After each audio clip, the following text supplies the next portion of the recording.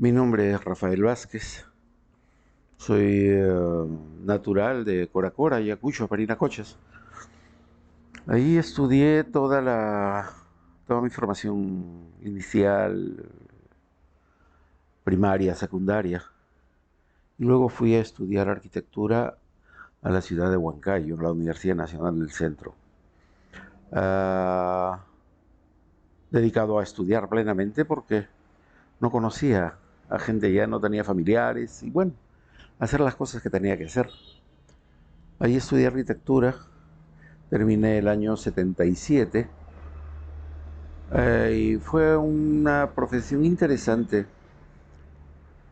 Es una profesión interesante, muy hermosa, a la cual llegué al conocer el trabajo que desarrollaba un sobrino mío, de un hijo de una prima mayor que estudiaba arquitectura en la uni.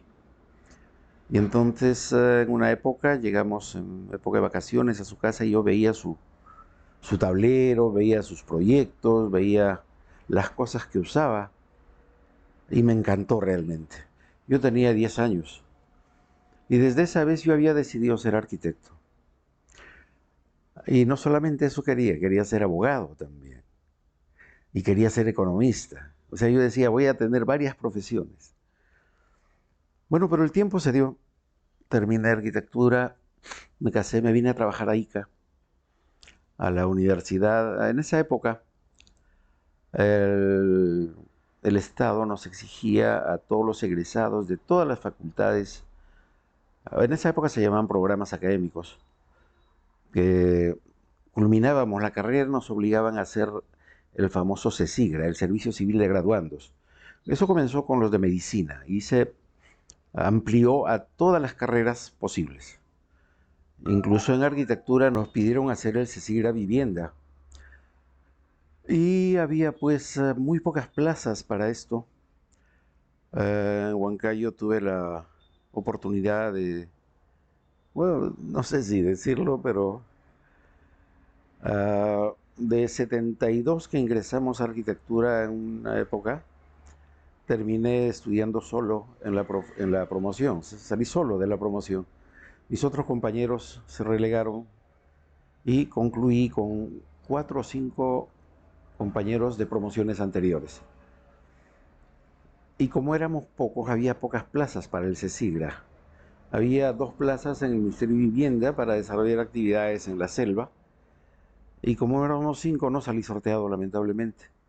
Pero tenía que hacer 1500 horas de trabajo para convalidar con el CESIGRA en entidad privada o en entidad pública.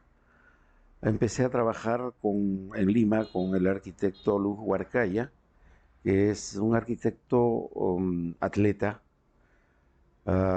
que se desarrollaba mucho en arquitectura deportiva.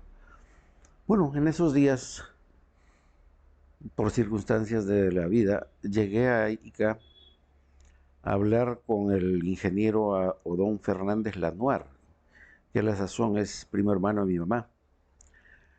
Y le pedí que me diera oportunidad de hacer lo que similar se sigue acá. Y me aceptó y me quedé. Hice como 5 proyectitos, los concluí y ya me iba. Y a esa época ya se había cambiado de rector, estaba el doctor Felipe Pecol. Y me contrataron como docente en la Facultad de Ingeniería en general. Había civil y había ingeniería mecánica. Y me dieron también una plaza administrativa. Motivo por el cual me quedé acá desde el año 78. ¿No? Entonces empecé a trabajar en la universidad, trabajé en mecánica, enseñaba geometría descriptiva y también me dieron unas horas en ingeniería civil, enseñaba arquitectura, planeamiento urbano. Y así fue como se desarrolló mi vida académica acá en ICA, hasta que ya el año 2001, 2002, en la Facultad de Arquitectura se vio la posibilidad de crear en la Facultad de Ingeniería Civil, digo, se creó la posibilidad de crear la Escuela de Arquitectura. Hice el proyecto completo. Me demoré un poco más de un año armando todo esto porque había que armar todo el plan curricular, sumillas y toda una serie de cosas y toda la organización administrativa que debería tener la Escuela de Arquitectura. Ese proyecto lo entregué y ya con los años, utilizando ese mismo proyecto, se funda la Facultad de Arquitectura el año 2010-11, no recuerdo exactamente.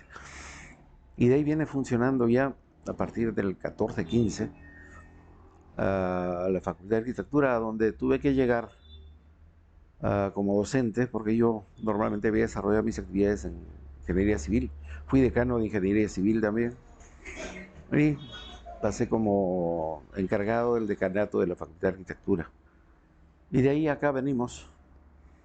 Hace poco nos eligieron como decano, pero pues con estos vaivenes de la universidad y la SUNEDU, pues todo eso quedó un poco desfasado. Bueno, ahora continuamos simplemente como docentes. Ese es lo poco que podía contarles de lo que ha sucedido desde en estos mis 70 años que vengo frizando para poder apoyar a la sociedad, apoyar a los estudiantes básicamente, porque uno de mis quereres más grandes es enseñar a los chicos, darles lo poco que he aprendido, la poca experiencia que tengo y que, bueno, les sirva algo a ellos para poderse desarrollar y que sean, como siempre les digo, mucho mejores que yo y que si alguna vez concurso con ellos, que me ganen porque voy a saber qué frutos he podido sembrar. Entonces, eso para mí es interesante porque sé que los jóvenes absorben mucho las experiencias, absorben mucho las enseñanzas y van aprendiendo mucho más. Por supuesto que la universidad no nos da todo. El campo profesional ya en el mundo exterior nos pide, nos exige muchas cosas. No siempre estamos desarrollando los proyectos que hemos desarrollado en la universidad, porque en la universidad pues, se desarrollan proyectos definidos por características para darnos una formación más o menos holística de lo que significa la arquitectura.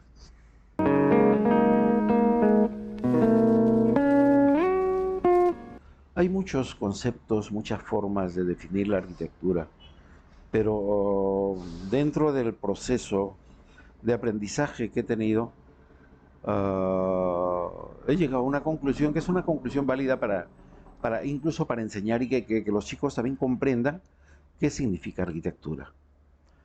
La arquitectura para mí es un proceso científico, porque como lo define Mario Bunge, dice, ¿no? La ciencia es un conjunto de conocimientos ordenados, sistemáticos y básicamente comprobables. Eso es la arquitectura, porque podemos comprobar lo que hacemos y lo hacemos de una forma sistemática, coherente. Por eso la arquitectura tiene valor de ciencia. Es arte, porque sin el arte, sin la teoría de la composición estética que conocemos, no podríamos desarrollar la parte artística de la arquitectura. Y para ello necesitamos también conocer toda una gran tecnología para el uso de materiales, para tener por lo menos la idea de cómo funcionan los sistemas estructurales, ¿no? Para los predimensionamientos que hacemos para nuestras obras y cuestiones ambientales básicamente. Eso para mí es arquitectura. La unión de esos conceptos de ciencia, arte, tecnología y ambiente. Eso es fundamental para poder manejar los criterios de la arquitectura. Ahora último tenemos muchísimo avance tecnológico, los materiales de construcción y una serie de cosas están surgiendo muy apresuradamente y tenemos que aprender y seguir estudiando. No dejamos de estudiar para poder aplicar esos conocimientos en bien de nuestros congéneres para los cuales trabajamos. Nosotros estamos básicamente al servicio de la sociedad. Esa es nuestra parte fundamental. Para nuestra propia vida haremos 1, 2, 3 proyectos, quién sabe, para nuestro propio uso. Pero nuestro servicio es hacia la comunidad, hacia las otras personas. Y hacer que esas personas puedan vivir felices en los espacios que nosotros ordenamos los ordenamos con eso que nos dijo hace muchísimo tiempo Vitruvio, ¿no? De hacerlo seguro, de hacerlo útil y hacerlo bello. Entonces, esas cosas son fundamentales. Y dentro de lo útil, llevado a estos grandes problemas que tenemos ahora de tipo ambiental, porque estamos metidos en un mundo un poco complicado, lo estamos degradando demasiado, y pues tenemos que pensar en cómo mejorar esto y poner las mejores condiciones para que nuestros hijos, nuestros nietos, nuestros bisnietos puedan heredar un planeta todavía vivible, porque si no va a ser vivible, nuestra presencia en la Tierra va a ser prácticamente inútil.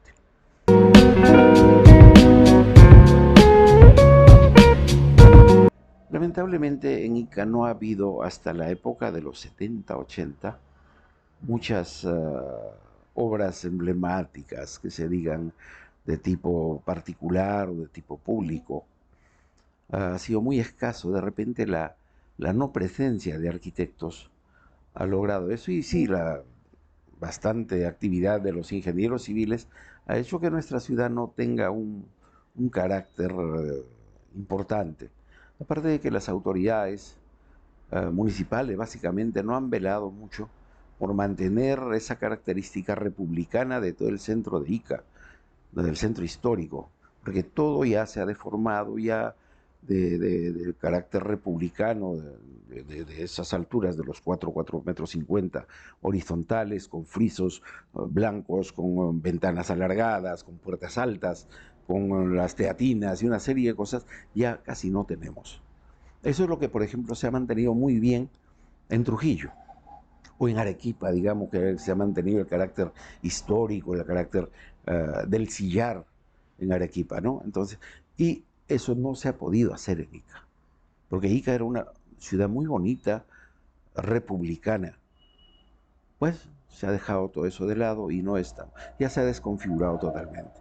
Dentro de los edificios más emblemáticos que podemos ver acá en Ica, yo diría la iglesia del Señor de Luren, aunque no tiene un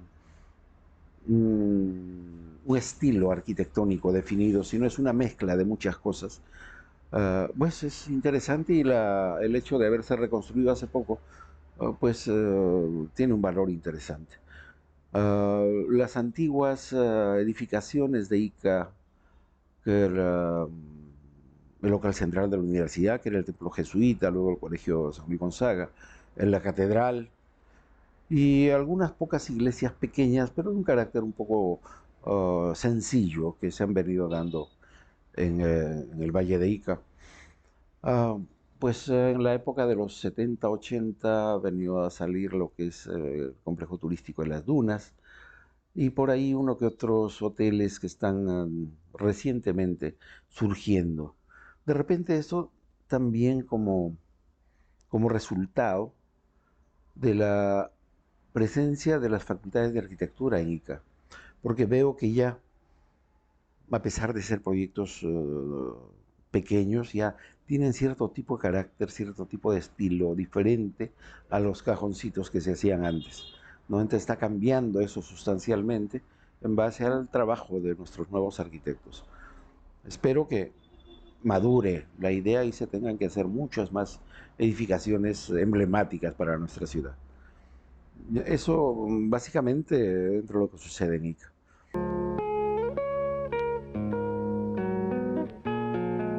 A nivel urbano, la cosa es fatal. La cosa es fatal. Uh, en una oportunidad, en el año 96, pudimos llegar a una regiduría en la municipalidad provincial de Ica. Era regidor. Y se me encargó la parte de todo el sector de obras públicas de la municipalidad. Entonces, ahí empezó la idea de modificar un poco este detalle. He conversado con la arquitecta Rosario Bendezú, con el alcalde, para ver de renovar el plan de desarrollo urbano que existía en la ciudad, porque era ya bastante vetusto, creo que venía del año 70 o algo así, y no tenía el carácter de una ciudad diferente, como la que estaba surgiendo en Ica, porque el proceso de migración fue muy fuerte acá en la ciudad. Entonces, en base a eso, se solicitó al Instituto de Desarrollo Urbano de la Universidad Nacional de Ingeniería y de SUNY para que formulen un plan de desarrollo para el valle. Y este valle pues estaba incluyendo desde Los Molinos hasta Ocucaje y formularon el plan de desarrollo agrourbano del valle. Un proyecto muy interesante, bastante maduro, que tenía un plan de inversiones muy bueno y la forma como se manejó el sistema vial y la zonificación, que por primera vez yo veía que en Ica un trabajo serio, porque lo anterior era muy, muy primario. Se presentó esto el año 98, cuando ya casi estábamos de salida en la gestión municipal. Ahí pasó a la siguiente gestión, creo que era del señor Oscar Sánchez. Se aprobó el proyecto, pero nunca se le dio el valor adecuado. Era un proyecto muy interesante a nivel de traza urbana vial, porque aplicaba dos vías, ¿cómo se llaman estas vías? Periféricas. Una que pasaba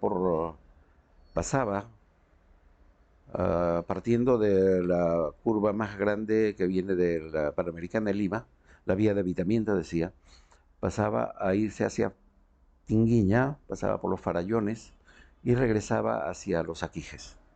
Y la otra vía de evitamiento partía de ese mismo lugar, por detrás de Cerro Prieto, entraba un poco por las laderas de Huacachina, a un costado donde está la urbanización Oasis, y salía también hacia el lugar de Los Aquijes. Como vía de evitamiento para evitar el transcurso de carga pesada cruzando por la avenida de los Maestros, ¿no? Que es bastante complicado. Ahí se desarrolló incluso hacia la zona donde actualmente está el Huarango un proyecto de viviendas a nivel de lotización, de idea, como viviendas productivas.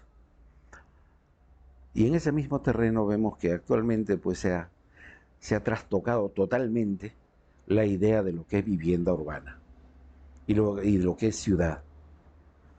Después les explico por qué. Ahí empezó a administrarse ese proyecto, pero sin mayor control. Esa vía de evitamiento que debería venir por detrás del Cerro Prieto y pasar justamente por el Huarango y salir hacia Los Aquijes, tenía 80 metros de ancho. Igual la otra avenida que se iba por la Tinguilla. De eso ha quedado 20 metros. ¿Qué ha pasado? No sé. Intereses, no sé. ¿Quién administró? No sé. ¿Quién autorizó? No sé. Entonces, ahí se maltrató terriblemente. Si ese proyecto de ese plan director agropecuario se hubiera mantenido, Ica fuese otra cosa en este momento. Bueno, ya con el devenir de los años no se manejó bien la administración municipal respecto a este asunto y vieron por conveniente también tomar un nuevo proyecto de desarrollo urbano y de acondicionamiento territorial. Se contrató, pero lamentablemente es un proyecto, para mí, para mi opinión personal, es un proyecto muy malo. Porque ha sido formulado por personas que no tienen mucho conocimiento de la realidad iqueña y que se ha desconfigurado todo. Para darles un par de ejemplos, ¿conocen el complejo deportivo de Santa María? Debería corresponder al uso de otros usos, porque es deportivo, y está como residencial. No, han puesto el plan de inversiones. Los primeros proyectos del plan de inversiones, de ese proyecto de desarrollo urbano, hablan de hacer, de implementar redes de desagüe pluvial en Ica y en la Tinguiña. ¿Cuántas horas llueve en Ica al año? Es inútil, no tiene razón de ser. O sea, cosas de esa. Desde el Colegio de Arquitectos, al ver que esto está un poco débil en su propuesta, uh, hicimos alrededor de 160 observaciones que no las tuvieron en cuenta porque dizque llegó fuera de tiempo. Entonces, pero eran cosas que bastante serias, lo trabajamos con una comisión con arquitectos jóvenes para poder enderezar un poco ese proyecto y pues, prácticamente no tuvo mayor razón. Ya en el tiempo han hecho algunos proyectos urbanos en zonas especiales, como es la parte del Huarango. El sistema vial está muy mal.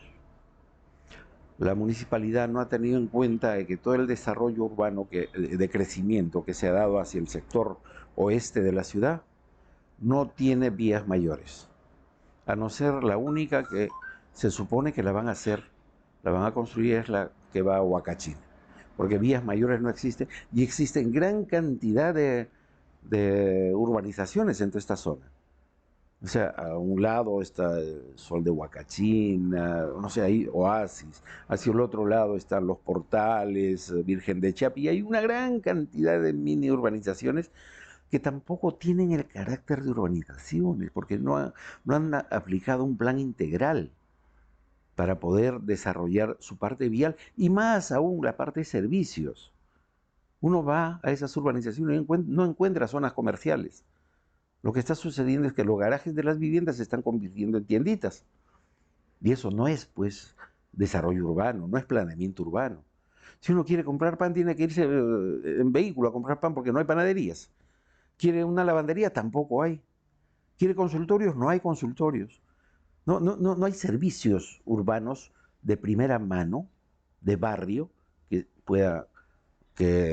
los pobladores puedan acceder, ¿no? Entonces, ahí empezó a fallar todo, no ha habido un buen control y se está desarrollando eso pues de la peor manera. No, a mi parecer personal no está conforme eso. Y las exigencias a veces de los promotores de para vivienda de carácter popular, de interés social, exigen cosas, aunque también ahí hay otro problema un poco complicado, que son que las características del Reglamento Nacional de Construcciones de aquella vez que fue modificado por el Reglamento Nacional de Edificaciones han variado sustancialmente y constantemente están saliendo algunos decretos en el que están dando facilidades enormes a los promotores de vivienda. ¿Para qué? Dice para solucionar el problema de la vivienda en el Perú. Pero el solucionar el problema de la vivienda en el Perú no es hacer una vivienda mínima en la cual no haya espacio para que la familia se desarrolle dignamente. Esos lotecitos que han hecho en ese programa especial de habilitación urbana por la municipalidad en el sector del Huarango, con lotes de 6 metros de ancho por 15 de fondo. Toda esa zona se va a convertir en una zona de ciudad dormitorio. Porque toda la gente no va a poder trabajar ahí, va a tener que salir a trabajar al centro de Ica o a otros lugares. Pero ¿y qué va a suceder? El tráfico, el tránsito, el costo, las horas hombre. O sea, no está bien planteado. Esa es una crítica que yo siempre he estado desarrollando en este aspecto porque está mal propuesto eso. Si se hubiera continuado con la propuesta que tenía ahí de SUNY, de hacer ahí la vivienda productiva a nivel de pequeñas granjas, a nivel de huertas, a nivel de talleres de todo tipo, la gente no se movía de su sitio. Entonces no perdía tiempo, no gastaba en pasaje, ni se saturaban las vías. Y la única vía que está llegando por allá es la vía que pasa por Comatrana, con una callecita que tiene menos de 10 metros de sección. ¿No? Entonces, faltó visión de futuro. Y eso no le ha dado este plan de desarrollo urbano, de este nuevo plan de desarrollo. El plan de desarrollo urbano sí le daba. Hacía una vía mucho más amplia para ese sector, incluso la salida a la playa de Carhuas. Todo ese sector alto de Comatrana está siendo urbanizado. Están vendiendo muchos lotes. Hay un montón de urbanizaciones. ¿Y el problema del agua? ¿Y el problema del desagüe? ¿Dónde lo van a cargar? ¿Están planteando lagunas de oxidación por ahí? ¿Están planteando extraer agua del subsuelo? No hay agua del subsuelo por esa zona. Está demasiado profundo. piensan llevar de Comatrán, no sé qué van a hacer. O llevarán en camiones, pues supongo, ¿no? Pero es un súper problema. El otro súper problema que tenemos en Ica es el crecimiento inusitado del parque automotor. Ustedes vieron hace poco, ahora cuestión de un año atrás, pensaban hacer unas ciclovías en algunas avenidas, pero quitando pues medio carril a uno de los dos carriles que iba en un sentido. Entonces se hubiera complicado muchísimo. Ahora, ¿se habrá hecho alguna vez un estudio en el que se tenga que medir la cantidad de bicicletas que circulan en Ica? La gente no está acostumbrada a ir en bicicleta. Ciclovías, no sé. No, la gente no entra a eso. No estamos en un país europeo, no estamos en Holanda, no estamos en Suecia. No, acá no se usa mucho la bicicleta. Y el crecimiento de las mototaxis, el crecimiento de los automóviles, las camionetas y todos los vehículos que circulan. Y el tráfico ahora está terrible, porque se ha saturado demasiado. Y no se puede controlar. No se puede controlar. Eso no vamos a decir, usted ya no compre su carro. Es imposible. No, entonces, cosas de esa naturaleza están sucediendo y es que tenemos que, de todas maneras, ver cómo se puede mejorar este problema. Yo creo que la labor de nuestros jóvenes arquitectos es esa, de procurar que esto tenga alguna solución. Ver la posibilidad de dotar de mejores arterias a esta zona oeste de Ica, ¿no? Vías más grandes, de mayor circulación. Hay problemas terribles ahorita en la salida de todos los vehículos que van a los colegios, llevando a los niños a los colegios en la zona camino a Huacachina. Hay gran cantidad, hay varios colegios y con gran cantidad de estudiantes. Y como son colegios más o menos exclusivos, pues cada papá lleva a su hijito. O sea, por cada alumno que lleva un vehículo. Y ahí se satura esto. O sea, tratar de salir de esa zona al centro está demorando más o menos una hora por el tráfico que se forma. Y lamentablemente la policía tampoco no nos apoya mucho. O sea, se empiezan a crear una serie de problemas que la gente no lo dice, no lo suelta. ¿No? Entonces, bueno, habrá una forma de solucionar esto. De repente la construcción de la nueva avenida de Huacachina puede paliar algo el tránsito de esa zona, pero hay que buscar nuevas oportunidades, de repente con cargo al costo del proyecto, cortar algunas viviendas, cortar algunas vías para que esto pueda organizarse y pueda... Es como el cuerpo, cuando no hay venas, la parte se va a morir. ¿No? Entonces no va a tener fluidez de arterias mayores que van llevando arterias menores para poder alimentar las células. Eso tiene que darse, porque de otra manera es completamente difícil el futuro de ICA.